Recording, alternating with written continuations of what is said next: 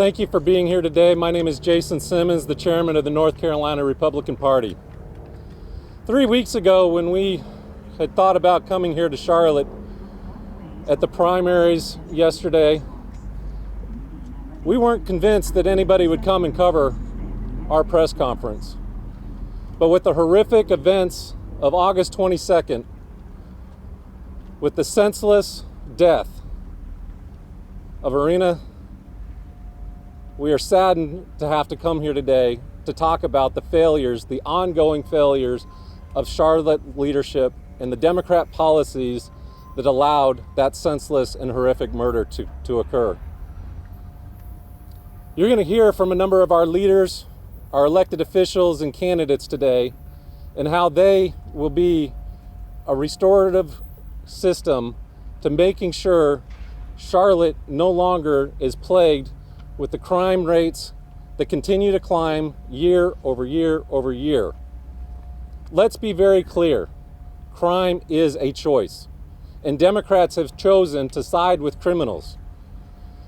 Their policies of appeasement, their weak on crime policies, their open door and revolving door policies in our criminal justice system and jails have allowed murderers back on the streets time and time again. We see it not just here in Charlotte, but we see crime gripping every one of our major cities across North Carolina, which is also a national epidemic that President Trump is attempting to tackle. We see here in Charlotte the episode that occurred on August 22nd and the senseless and monstrous act of murder that took place on Irina. Our heart breaks for her. It breaks for her family. But her death is one of 100 plus that happen every year here in Charlotte. Hers is an indicative of what happens in Charlotte when you allow crime to run rampant, when you allow crime to go unchecked, when you allow law and order to be set aside for appeasement to those criminals that perpetuate these crimes. It is time to ensure law and order and public safety are the priority of our elected officials, to ensure that our streets can be a safe place to walk, to ensure that people can move about without fear, without worrying about their own safety. As we see what took place, this is also indicative of, like I said, what's transpired across our state under the failed leadership of Roy Cooper as Attorney General and as governor, where he perpetuated these policies through his task force that allowed over 3,500 individuals to be released, violent criminals back on the streets, the largest such in our state's history. Also supported by Josh Stein and Anita Earls as they helped champion his task force for these causes. It is time to end these movements of appeasement to criminals and to ensure that we have public safety and making sure that our folks across North Carolina, and especially here on the streets of Charlotte, can feel safe again. Thank you for being with us today. Thank you for covering this. But again, this is one of 100 murders that will have occurred this year, the year before that, and the year before that. Enough is enough. We look forward to hearing from our elected officials and candidates. Next, you'll hear from our county party chairman, Kyle Kirby, chairman of the Mecklenburg GOP. Kyle.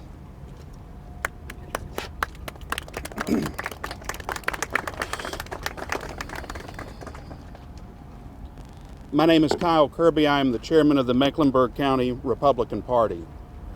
The full video of Irina Zaruska's murder has now been released. Don't look away. Don't turn your heads. Don't shut your eyes.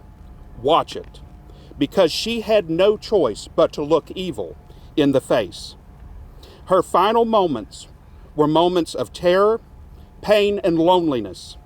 While no one was able to lift a hand on that car to help her, you can see the killer walking away with his knife dripping in blood in chilling indifference. It is horrific. It is excruciating, but it must be seen by the public. Because these are not isolated tragedies. This is a result of failed policies, weak leadership, and a judicial system that protects criminals instead of innocent individuals. What the Democrats call restorative justice looks like Irina Zarutska's murder. The suffering of you and your loved ones for their gain. Shame on the Mecklenburg County justice system. You failed to incarcerate an individual who had been arrested previously 14 times. Shame on the civic leadership of Charlotte. You failed to protect the very people you swore to serve. And shame on Mayor Lyles. You failed to offer anything other than platitudes and pandering instead of real, meaningful leadership. Irina Zarutska died because of the Democrat policies in Charlotte, Mecklenburg. Woke politics that perpetuate cashless bail and refuse to prioritize public safety over appearances. But we have seen these horrific images. The knife dripping in blood, her panic, the silence of others around her. These moments sear into our minds. But let it also ignite our resolve that we must not stand by and watch the Charlotte that we love also die in silence. The time is now to end the experiment of single-party, soft-on-crime governance in Charlotte, Mecklenburg. The time is now to demand cash bail for multiple-time offenders. The time is now to treat criminals like accountable individuals and not entitled persons. So hear me now, Charlotte. On Monday, September 22nd, 30-day anniversary from the death of Irina Zarutska, at 8 p.m. at the East-West Boulevard Light Rail Station, I call on every able-bodied Charlottean and person in this city who is concerned about crime to turn out to a candlelight vigil in Irina Zarutska's honor. We will stand shoulder to shoulder, defying silence and showing the world that we will not let her death be erased by complicit media partners. I call on people from every background, every political stripe, every nationality, join us now. Help end the woke narratives and the broken leadership and the system that sacrificed this woman's life to evil. Remember, Irina Zarutska survived in Ukraine in a bomb shelter. In war-torn Ukraine, she made her way from that country to Charlotte, seeking refuge and promise, and she was given the edge of a knife. She died because of our complacency and what we have allowed to perpetuate in the Charlotte municipal and county government. Irina, I'm sorry for that. This November, wake up. Charlotte, wake up. Vote to defeat the agenda that has cost her life. Vote to restore safety. Vote to restore common sense. And vote to restore accountability in Charlotte, Mecklenburg. I implore you to vote for new leaders now. Thank you. Chairman Abdul Ali of the 12th Congressional District, my friend. Thank you, Mr. Chairman. Again, my name is Abdul Ali, and I'm the chairman of the 12th Congressional District Republican Party. What happened to Irina Zarutska is an absolute disgrace, a total failure of leadership here in Charlotte. A young woman comes to this country for the American dream, only to be murdered in pursuit of that dream by a career criminal. Make no mistake, a career criminal who should have never been out on our streets. This is, ladies and gentlemen, was 100% preventable. This did not have to happen in our city. But this is what happens when you have weak, incompetent, and feckless leadership. The suspect, DeCarlos Brown, violent criminal, history of robbery with a deadly weapon, was let back on our streets. And why, you ask, was he let back on our streets? Because Mayor Lyles and Teresa Stokes an unelected magistrate care more about their leftist ideology than they do about the safety of the people taking the light rail. Under Vilisle's watch, crime has exploded. Make no mistake. Hundreds of murders in our city. Make no mistake about it. And in fact, while crime is spiraling out of control, what do the Democrats want to do? They want to spend millions and billions of dollars on their pet projects. Another $3 million being proposed for another nightclub in Charlotte with your taxpayer dollars.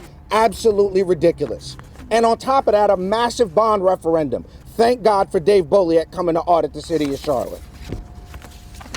While Vilisle and the justice system here in Mecklenburg are not taking action, I'll tell you who is taking action. President Trump is taking action. He's restoring law and order across this nation. He's putting the victims like Irina first. He's supporting our police, securing our borders, and keeping violent criminals where they belong, which is behind bars.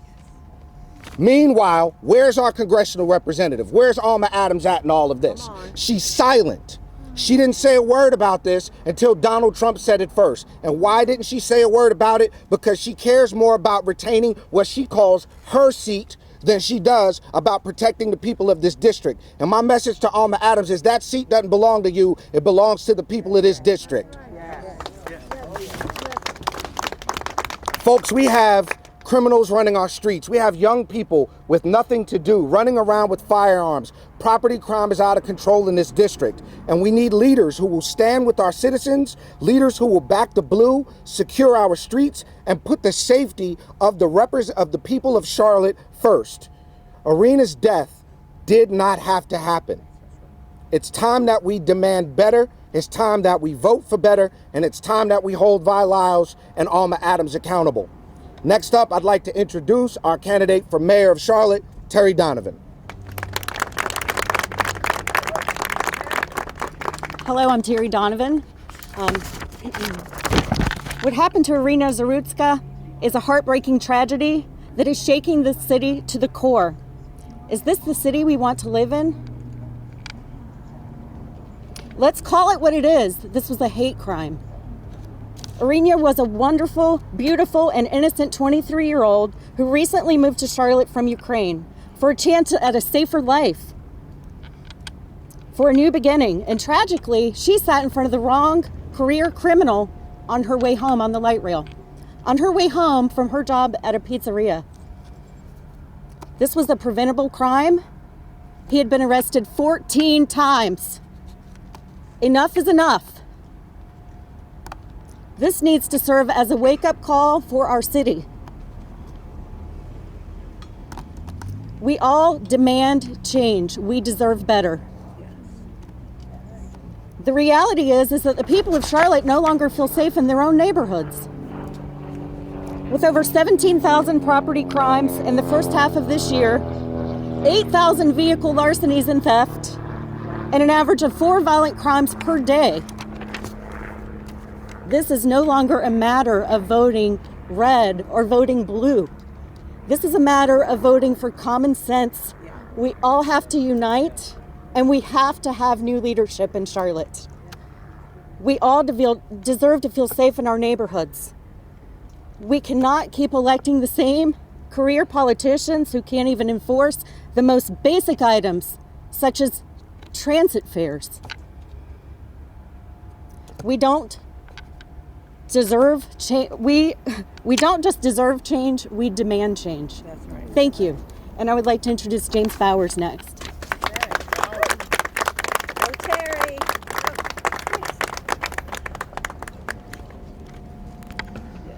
Well, good morning all. My name is James Bowers and I'm running for City Council District 3. And this tragedy happened in my district.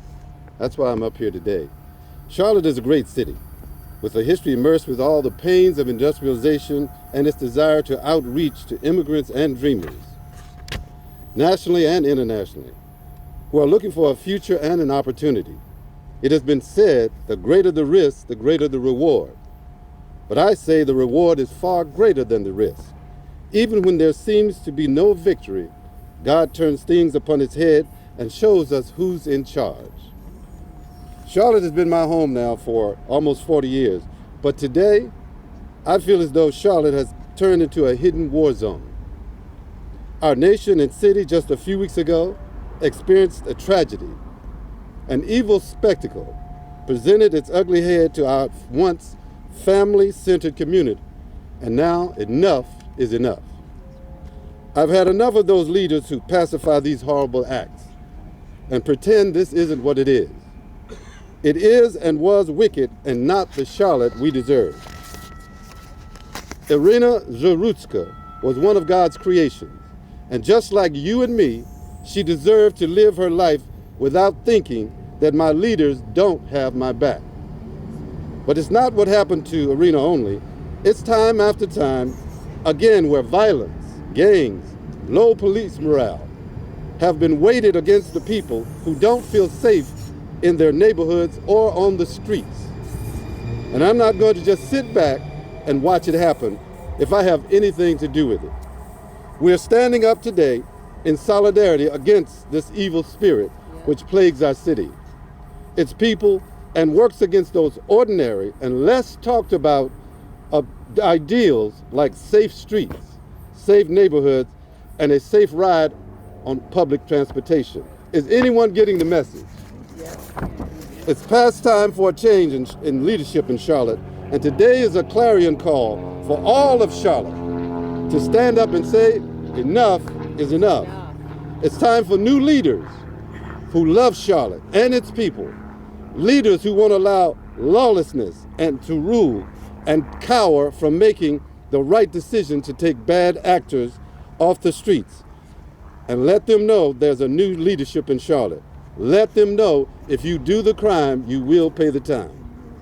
Charlotte belongs to all its citizens, and all who live here must go on and let their voice be heard on November 4th for a change.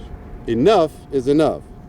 It is with a humble heart I am directing my campaign to contribute $1,000 to Irina Zarutska's fund, because what happened to her could also happen to one of our daughters and one of our sons. Her assignment here on earth has ended, but she will be in our hearts and minds forever. I pray that we will all look deep within our spirits and hearts to discover that the blinders have been taken off. And now we can all see those things we've been talking about and need to change. Let's stop now for a silent prayer for Charlotte and Irina's family.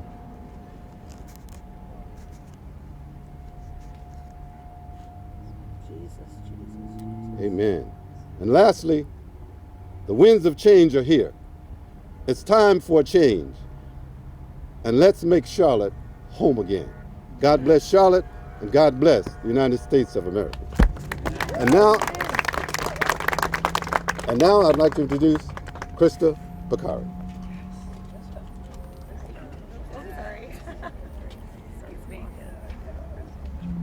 Good morning. The first City Council Democrat just had a press conference this morning, and he did so 3 weeks too late. It was a message of now is the time to take action. The citizens of Charlotte are asking, where has the action been? Some of our council members have been on council for over 10 years, and they are failing our citizens and they are failing our city. The voters of Charlotte are now awake. I'm asking what has prevented them from taking action for 10 years. And then I need the voters of Charlotte to ask, why should they trust that they are actually going to take action now? They had the opportunity and they have not done so. It is a time for change in Charlotte, and I hope that the voters have woken up. I want to thank the police officers in our city for doing their job. Yes. They are putting their lives on the line every single day to protect us. It is now time for our leaders to step up and do theirs. Yeah. Thank you for taking this time to do this. It is important, and I hope the voters of Charlotte will wake up and understand that new leadership is on the horizon, and it's needed now more than ever. Yeah.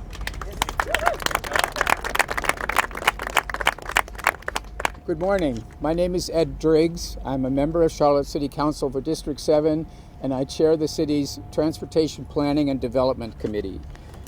Today, we mourn Irina Zarutska. We are shocked and horrified at the graphic images of the crime that was committed against her. This crime is particularly heinous because she was an innocent, defenseless young woman, because she came here from Ukraine, a country that is heroically fighting our enemy Russia and has discredited them as a superpower.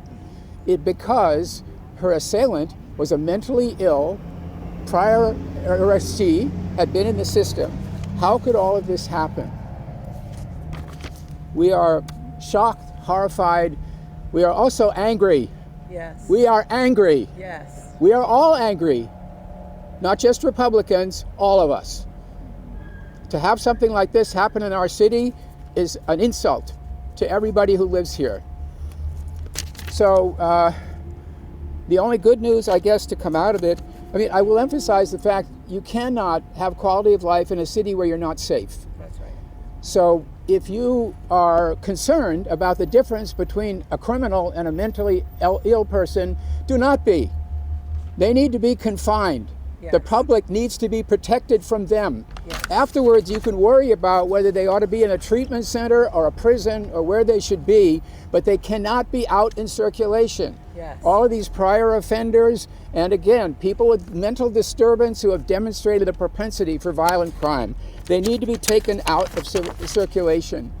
The only good news I can say to come out of this is it has galvanized some action. So the city of Charlotte, for example, is calling in off-duty police officers and increasing manpower. CATS has increased its security efforts, has tripled in the last couple of years its budget for security. There is now a huge amount of focus on these issues. We will, in the future, in the next weeks, we will see people on bikes and UTVs patrolling and on call, available to intervene in dangerous situations. And going down the road, if we're able to proceed with our mobility plan, the new authority is going to have its own police force.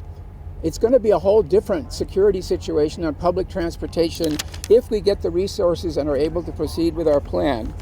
I have to emphasize, as has been noted, a lot of this is not about the Charlotte City Council in the end. And as a 12-year council member and one of two Republicans that whole time, I have advocated for more funding for police. I have advocated for tougher enforcement, more aggressive enforcement. But now we have an opportunity. I think everybody is paying attention. The country is paying attention. So we do mourn Irina today. All I can say is if the result of her death is that there is a heightened awareness of safety and more steps are taken to keep us safe, she will not have died in vain. Thank you. The next speaker will be Edwin Peacock, my council colleague.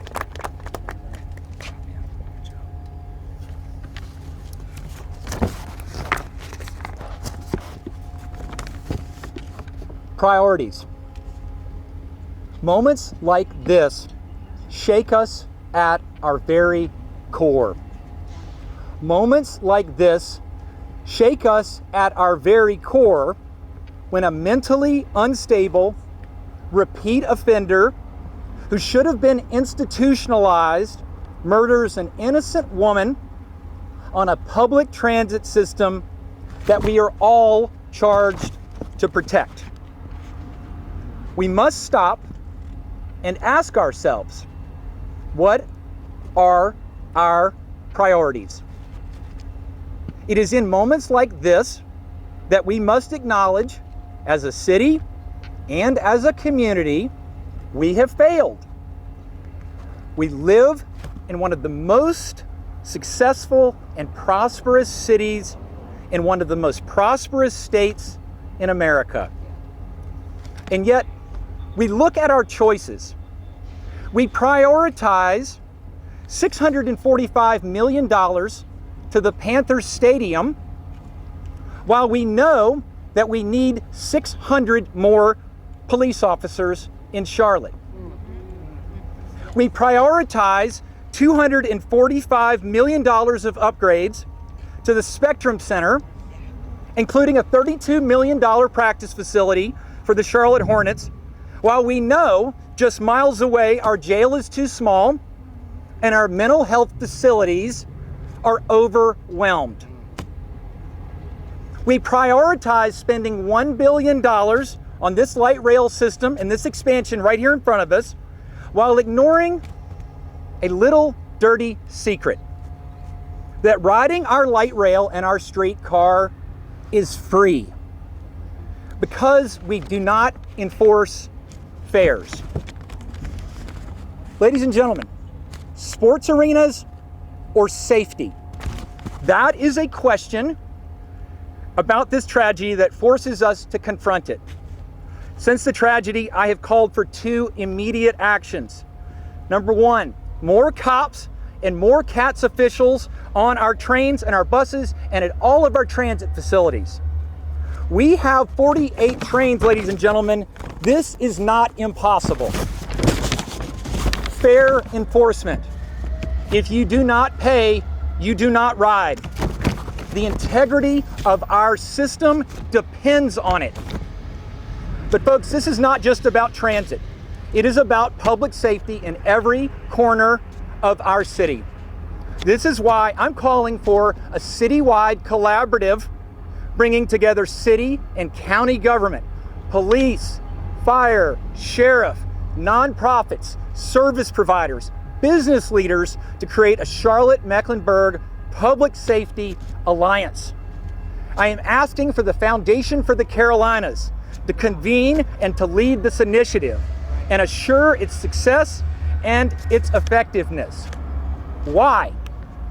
Because this is the very organization, ladies and gentlemen, that rallied and convened our community when Charlotte found out that we were ranked 50th out of 50th for economic mobility. I served on that board for 3 years, and it's through their leadership that Leading On Opportunity Council was created. And within 8 years, we've moved from 50th to 38th. We have proved that progress is possible. I am specifically asking for Foundation for the Carolinas to gather the Charlotte Executive Leadership Council to establish the framework for an initiative for the collective corporate leadership and financial capacity to help our community at this time. Our goal is not to point fingers. It is not to write another report that gathers dust.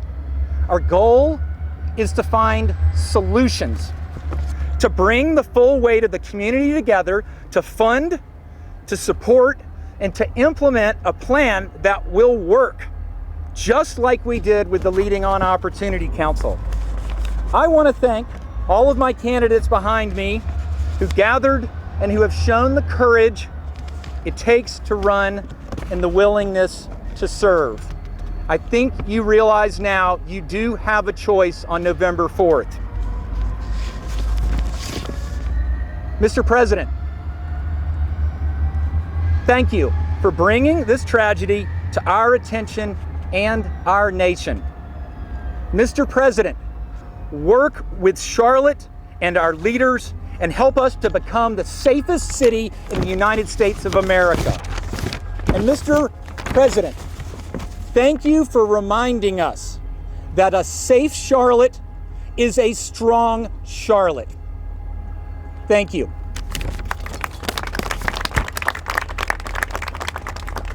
Ladies and gentlemen, I can think of no better way to close out this meeting than to welcome up my friend Tatiana Thulian, who is a native of Ukraine. She immigrated here legally from Crimea. She is also a member of Opera Carolina, and we'd like to ask her, and we'd like for you to join with us in singing our nation's national anthem.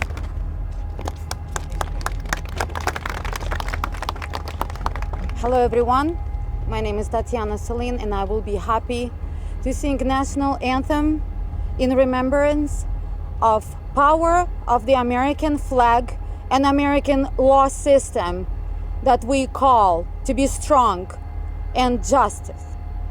We're saying to President Trump that took our call for action, we submitted to him. And we hope that changes will be here and Charlotte will be safe again. Oh, say, can you see by the dawn's early light what so proudly we hailed at the twilight's last gleaming, whose broad stripes and bright stars through the perilous fight o'er the ramparts we watched was so gallantly streaming, and the rockets' red glare, the bombs bursting in air, gave proof through the night that our flag was still there. Oh, say does that star-spangled banner yet wave o'er the land of the free and the home of the brave? Woo! Thank you.